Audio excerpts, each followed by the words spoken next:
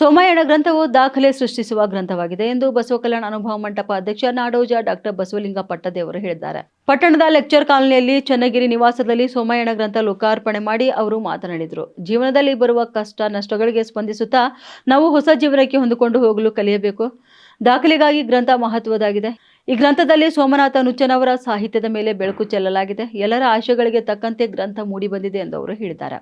ಇನ್ನು ಕಾರ್ಯಕ್ರಮ ಉದ್ಘಾಟಿಸಿ ಮಾತನಾಡಿದ ಶರಣ ಸಾಹಿತ್ಯ ಪರಿಷತ್ ಜಿಲ್ಲಾಧ್ಯಕ್ಷ ಶಂಭುಲಿಂಗ ಕಾಮಣ್ಣ, ಪುಸ್ತಕ ಮಸ್ತಕ ಬೆಳೆಸುತ್ತದೆ. ಸಮಾಜಕ್ಕಾಗಿ ನಮ್ಮ ಬದುಕು ಮೀಸಲಿಟ್ಟ ವ್ಯಕ್ತಿ ಸೋಮನಾಥ್ ನುಚ್ಚ ಅವರು. ಅವರ ಬದುಕು ಕುರಿತು ಮೂಡಿ ಬಂದ ಸೋಮಯಾನ ಗ್ರಂಥದಲ್ಲಿ ಎಲ್ಲವನ್ನ ಅಳವಡಿಸಿರುವುದು ಓದುಗರಿಗೆ ಆಸಕ್ತಿ ತರುವಂತದ್ದಾಗಿದೆ. ಸಂಪಾದಕ ಮಂಡಳಿಯ ಶ್ರಮದಿಂದ ಗ್ರಂಥವು ಉತ್ತಮವಾಗಿ ಮೂಡಿ ಬಂದಿದೆ ಎಂದು ಹೇಳಿದ್ದಾರೆ. ಗ್ರಂಥ ವಿಶ್ಲೇಷಣೆ ಮಾಡಿದ ಸಾಹಿತಿ ರಘುಶಂಕ ಭಾತಂರವರು, ಮೈಯಲ್ಲಿ ಹರಕು ಬಟ್ಟೆ ಇದ್ರೂ ಪರವಾಗಿಲ್ಲ, ಕೈಯಲ್ಲಿ ಒಂದು ಪುಸ್ತಕವಿರಲಿ ಎಂದು ಚಿಂತಕ ಡಾಕ್ಟರ್ BR ಅಂಬೇಡ್ಕರ್ ಅವರು ಹೇಳಿದ ಹಾಗೆ ಪುಸ್ತಕ ನಮ್ಮಲ್ಲಿಯ ಜ್ಞಾನ ಹೆಚ್ಚಿಸುವ ಸಾಧನವಾಗಿದೆ ಎಂದು ತಿಳಿಸಿದ್ದಾರೆ. ಈ ನಿಟ್ಟಿನಲ್ಲಿ ಸುಮಾರು 7 ಆಯಾಮಗಳಲ್ಲಿ ಸೋಮಯಾನ ಗ್ರಂಥ ರಚಿಸಲಾಗಿದೆ ಎಂದು ತಿಳಿಸಿದ್ದಾರೆ.